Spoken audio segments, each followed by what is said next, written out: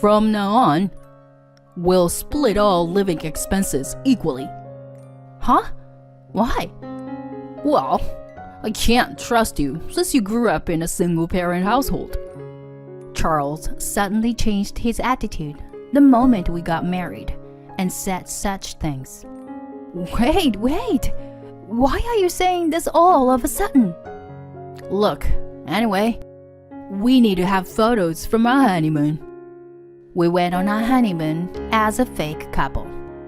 Why do we need to take pictures together? That's right. Then I came up with a plan. If you insist on having photos, then I have a condition too. My husband turned pale after hearing my statement. Don't joke around like that. My name is Lynn, a 29-year-old office worker. I'm currently in a relationship with someone. His name is Charles, and we were classmates in university. We were in the same seminar group and worked on assignments together. Although we didn't develop a romantic relationship during our student days, we occasionally went out for drinks and maintained some interaction after becoming working adults. But due to our busy schedule, there was a period that we didn't see each other for a while. During that time, we reunited at a mutual friend's wedding. After the wedding reception, we went out for drinks together, and the conversation was lively and enjoyable. Since then, we started meeting regularly and even started meeting on weekends. As we went on more dates, we officially became a couple. I never expected that we would transform from friends to lovers like this, so I was surprised by this development. But it was easier because we already knew each other to some extent. From then on, our relationship continued smoothly. He, being a seasoned adult in terms of dating experience, took the lead and provided a reliable support. He came up with various date plans and took me to different places. I felt like this was different from anyone I've dated before. No one has gone this far in thinking and caring for me. That's why I gradually became more attracted to him. I thought we could go on a little trip today. Huh? Now? It's already after work. And it's 6 p.m. Yeah, but I was thinking of going for a drive today. Oh, okay. I understand. Let's go then. I didn't understand his intention of spontaneously going on a drive on this evening, but I still got into the passenger seat as he told me to. We enjoyed the drive together, listening to songs from our school days and talking about work. After driving for about 2 hours, he parked the car in the parking lot. Charles, what's wrong? Do you need to use the restroom or something? When I asked that, he smiled and said, "Just wait a moment." And then, 10 minutes later, beautiful fireworks suddenly lit up the night sky right in front of us. Wow! Fireworks? Amazing! Actually, this place isn't well known. Since we're here, let's watch it outside while feeling the night breeze. Yeah! He and I got out of the car and watched the fireworks, beautifully bursting in the sky. There was no crowd, and it was the first time I had seen fireworks this big and beautiful. Charles, it's amazing! Did you know about this hidden spot? Sort of. I researched various places because I wanted to come here with you, Lynn. Huh? For me? Yeah. And so, Lynn, will you marry me? Huh? I need you in my life. Amidst the continuously launching fireworks, Charles proposed to me. I was simply astonished by this romantic proposal. At the same time, my heart started pounding rapidly, and I realized that this was real. Of course. My answer was a resounding yes. I'm so happy. I look forward to our future together. And And just like that, we decided to get married. I immediately informed my parents about it. Huh. Lynn is getting married. Well, that's surprising. Dad, that's kind of rude, you know? Well, that was a joke, but it's really a joyous occasion. Yes, it's wonderful that our only daughter is getting married. Lynn, congratulations. Thank you, Mom, Dad. I'll bring my fiancé next time. Yes, we're looking forward to it. And then, 2 weeks later, I brought Charles to my parents' house. Charles greeted my parents politely, and they immediately liked him. Oh, so your father runs a company?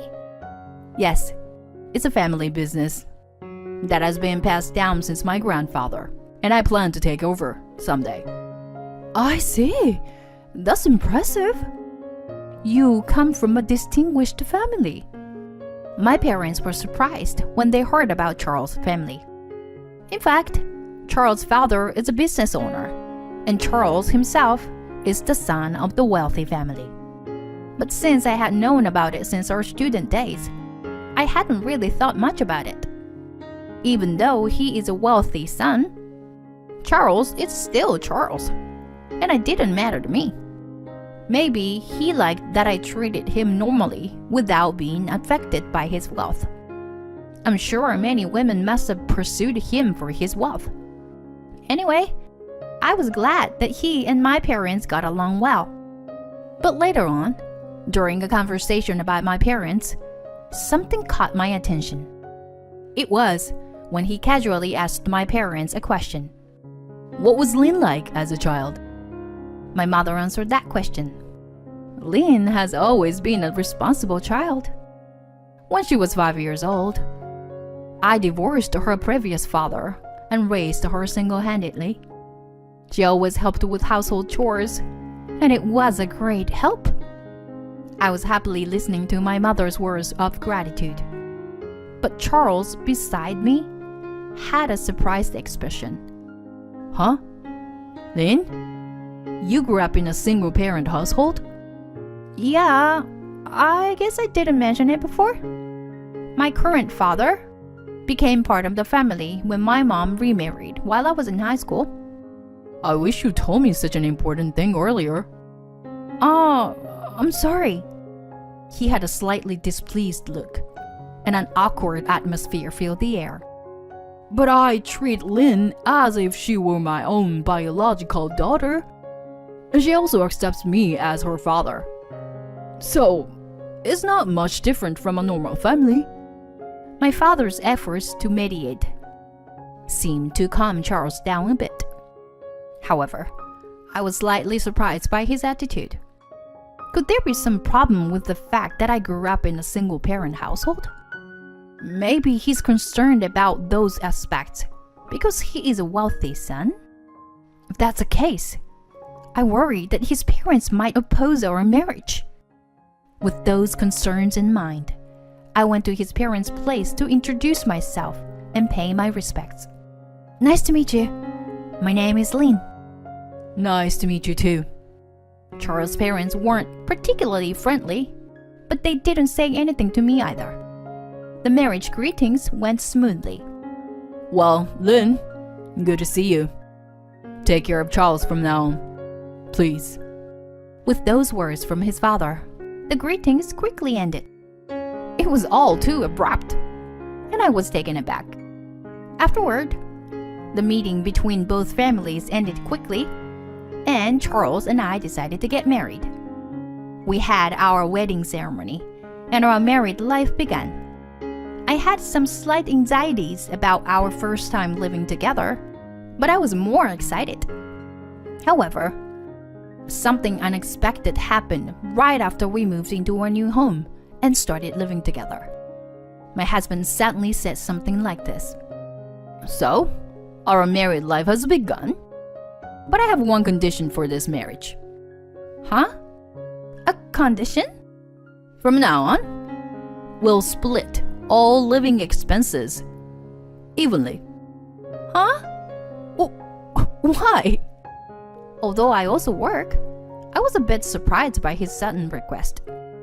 I thought that as a married couple, we would share our finances together. I don't want you taking away my assets if something happens. Charles? Why would you say something like that? Well, I can't trust someone who grew up in a single-parent household like you. To my surprise, my husband's attitude suddenly changed the moment we got married. And he said such things. Wait. What do you mean by that? People who grew up in single-parent households and poverty might have ample opportunity to target my assets, right? I can't trust you, so we'll split the living expenses. That way, you won't have any chance to take advantage of me. But that's... I was taken aback and bewildered by my husband's sudden harsh words. In an instant, my feelings towards him began to fade. Furthermore, even though our married life had just begun, he hardly came home. He would return late at night every day and not even touch the meals I prepared. So I started doing only my share of the household chores. If we are splitting the living expenses, then we should also consider dividing the food expenses. I felt resentful about going out of my way to prepare something for my husband. It seemed like he didn't care at all when I only did my share of the household chores. It didn't take long for our conversations to dwindle to nothing. We were merely living together under the same roof. Can we even call this a marriage? I became incredibly sad day by day. I'm sure my parents would be devastated if they knew about my current situation. They believed that I would be happy after getting married.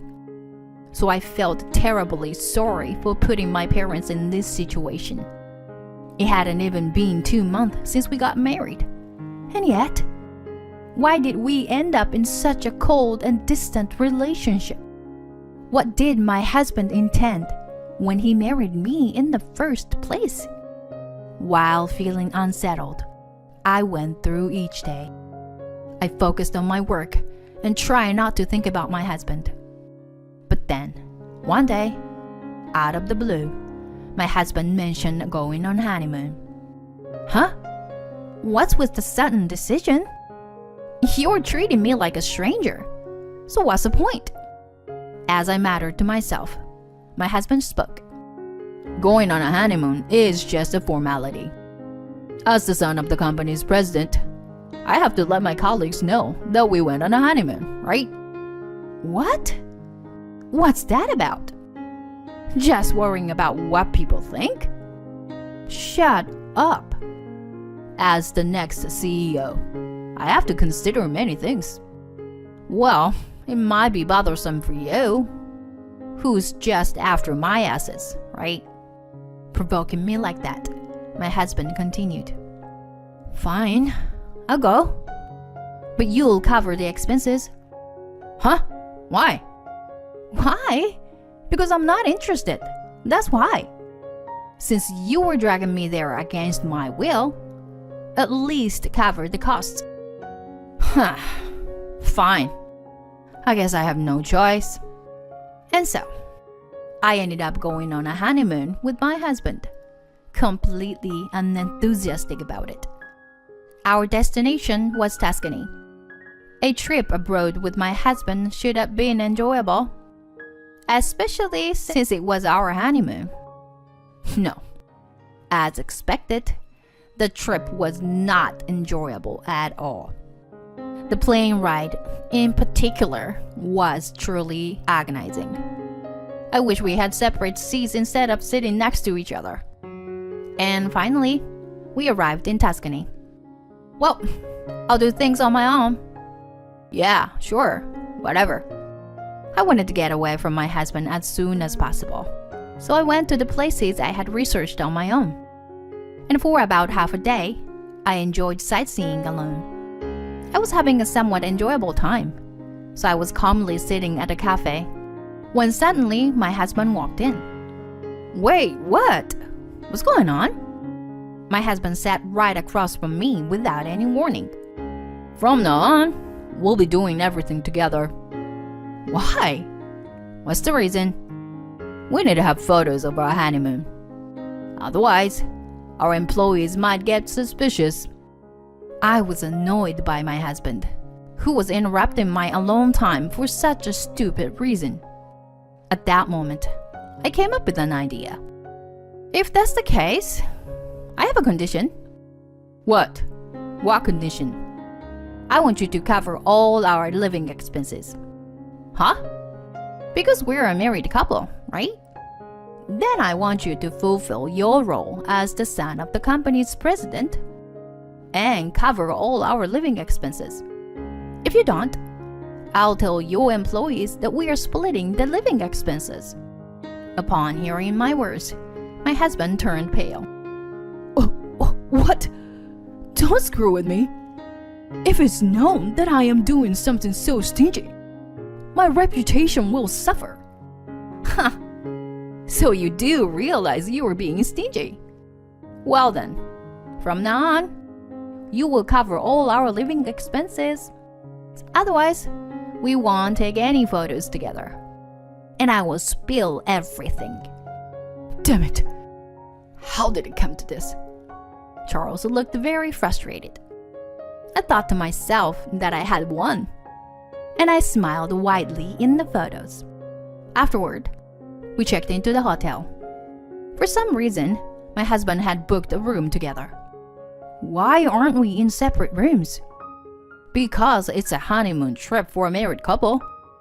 If we had separate rooms, the hotel staff would find it strange.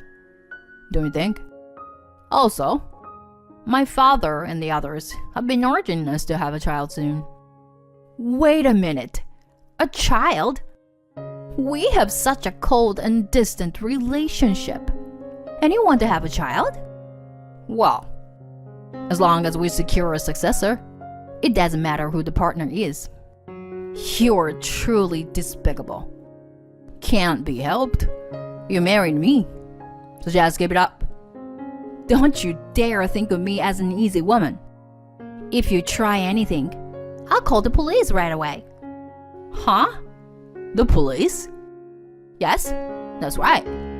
Is that something we agreed upon?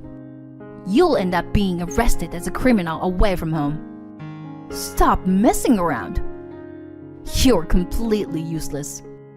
I thought if I praised you enough, we could get married, have a child, and create a formal family.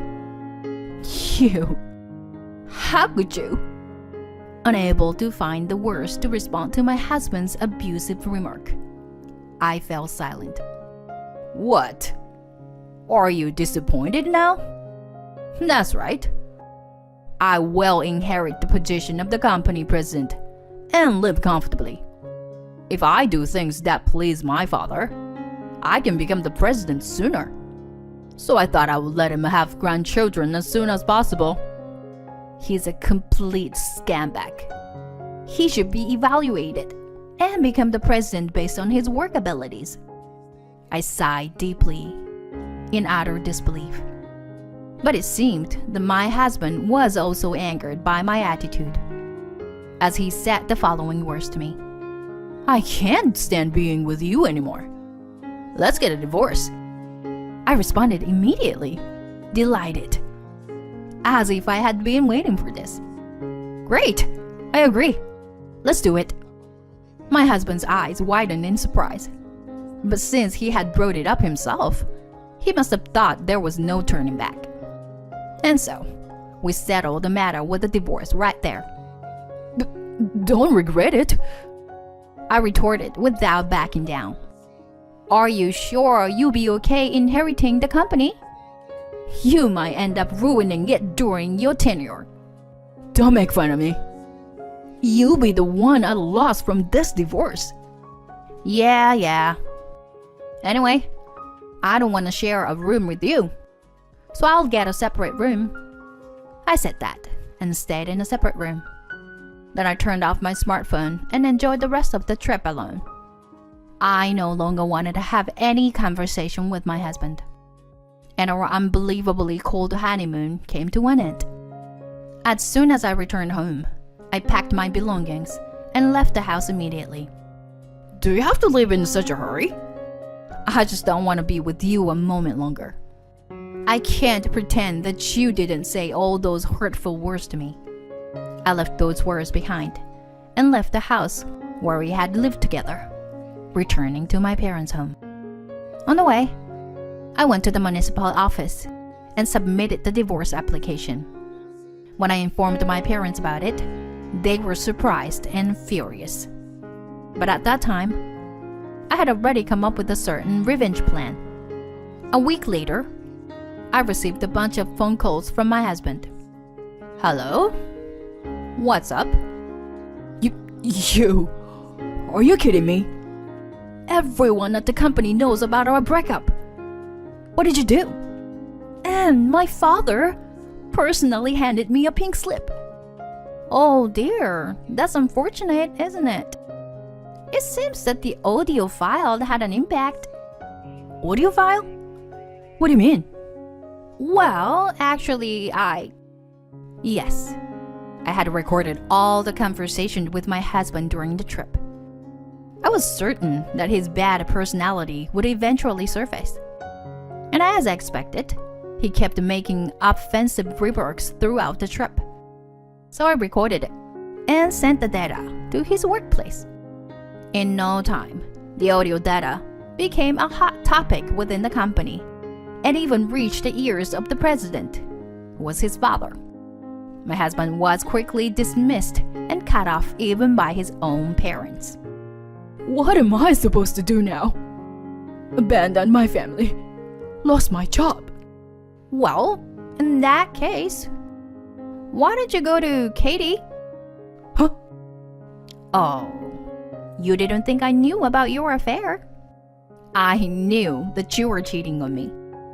Oh, what? So, even if we were a sham couple, I'll still be entitled to alimony, won't I? That's... Please, Lynn, reconsider. And so, I claimed alimony from my ex-husband and his affair partner, collecting it from each of them. My ex-husband lost his savings in an instant, was abandoned by his affair partner, and couldn't find a new job. Well, it was all his own doing, and I can't sympathize with him. Meanwhile, I was promoted at my current job. I thought I would take a break from romance and marriage for a while. Honestly, I can't say that I am completely unaffected by what happened. The fact that I was betrayed by someone I loved is undeniable. That's why my goal now is to focus on advancing in my career as much as possible. Someday, this marriage and divorce will become solid events of the past. I want to create fulfilling life with both love and work. So I'll do my best today, just like any other day.